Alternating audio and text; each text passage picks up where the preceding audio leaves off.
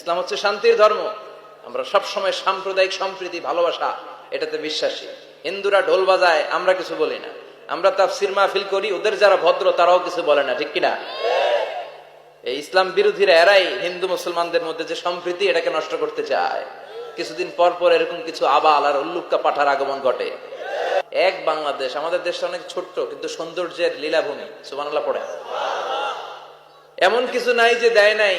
কি পাহাড়, কি সাগর, কি নদী, কি সবুজ। সমস্যা হয়েছে দুর্নীতি।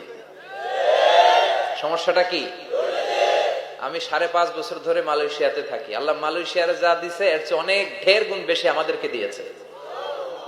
আমাদের দেশের পর্যটন মোটেল, পর্যটন কর্পোরেশন আর ট্যুরিজম যে মিনিস্ট্রি আছে, এটা যদি সুন্দর প্ল্যান করে এই দেশটাকে কাজে লাগাতে পারতো, আমরা ট্যুরিস্টদেরকে জায়গা দিয়ে কুলাতে পারতাম না। আমাদের দেশের ছেলেপেলেরা যেগুলো লেখাপড়া করে না, এগুলো কামলা দিতে যায় বিদেশ। এই দেশটারে সাজাইলে এখানে ট্যুরিজমকে দেখাশোনা করার জন্য আমাদের প্রত্যেকটা ছেলের কর্মসংস্থানের ব্যবস্থা হয়ে যেত। এগুলো নিয়ে চিন্তা নাই। এরা ঘুরতে যায় বিভিন্ন দেশে, দেশ নিয়ে চিন্তা নাই।